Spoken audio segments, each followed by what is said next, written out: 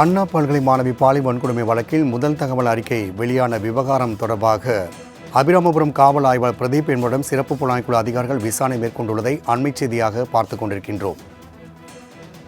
FIR வெளியான விவகாரம் தொடர்பாக தற்பொழுது காவல் ஆய்வாளரிடம் விசாரணை நடைபெற்று வருகிறது. சிறப்பு புலனாய்வுக்குழு தலைமையில் தற்பொழுது இந்த விசாரணை நடைபெற்று வருவதை நாம் அண்மை செய்தியாக பார்த்துக் கொண்டிருக்கின்றோம். அபிராமபுரம் காவல் ஆய்வாளர் பிரதீப் என்பவரிடம் சிறப்பு புலனாய்வுக்குழு அதிகாரிகள் விசாரணை மேற்கொண்டு வருவதை தற்போது நாம் அண்மை செய்தியாக பார்த்துக் கொண்டிருக்கின்றோம். மேலும் கூடுதல் விவரம் செய்தியாளர் ராகவேந்தர் வழங்க கேட்கலாம். ராகவேந்தர், எஃப்ஐஆர் வெளியான விவகாரம் தொடர்பாக தற்பொழுது ஆய்வாளரிடம் சிறப்பு புலனாய்வுக்குழு விசாரணை மேற்கொண்டு வருகிறது. இந்த விசாரணை குறித்தான கூடுதல் விவரங்களை பதிவு செய்யலாம். வணக்கம். சென்னை கிண்டியில் உள்ள அண்ணா பல்கலைக்கழக மாணவி பாலியல் வன்கொடுமை செய்யப்பட்ட சம்பவம் பெரும் அதிர்வலையை ஏற்படுத்தியது.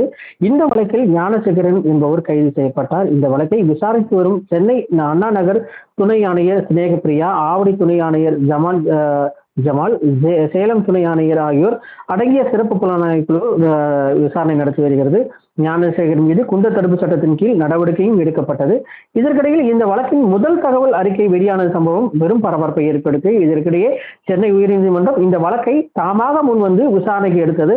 அதன்படி வழக்கை விசாரித்த நீதிபதிகள் பாதிக்கப்பட்ட மாணவிகள் கண்ணியம் காக்கப்படவில்லை, மாணவியின் அடையாளத்தை எஃப்ஐஆரில் இருந்து குறிப்பிட்டது சட்டப்படி தவறு என்பதால் எந்த கட்டணமும் வசூலிக்காமல் அந்த மாணவிக்கு படிப்பை தொடர வேண்டும் என்றும் தெரிவிக்கப்பட்டது. மேலும் இது தொடர்பாக தற்போது இந்த வழக்கானது சிறப்பு புலனாய்வுக்குழு விசாரணை நடத்தி வந்த நிலையில் தற்போது ஞானசேகரன் போலீஸ் காவலில் எடுத்து விசாரணையானது நடைபெற்றது.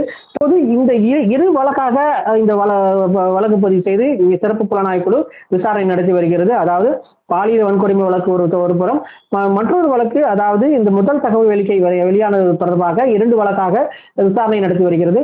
இந்த முதல் தகவல் அறிக்கை வெளியானது தொடர்பாக ஏற்கனவே அபிராமபுரம்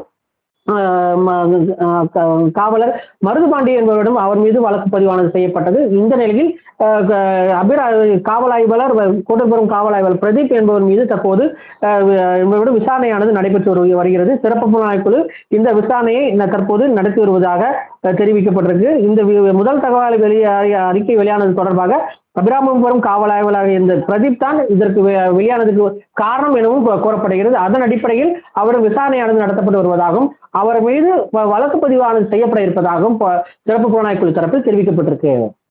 ராம்குமார். ராகவேந்தர், தகவலுக்கு நன்றி.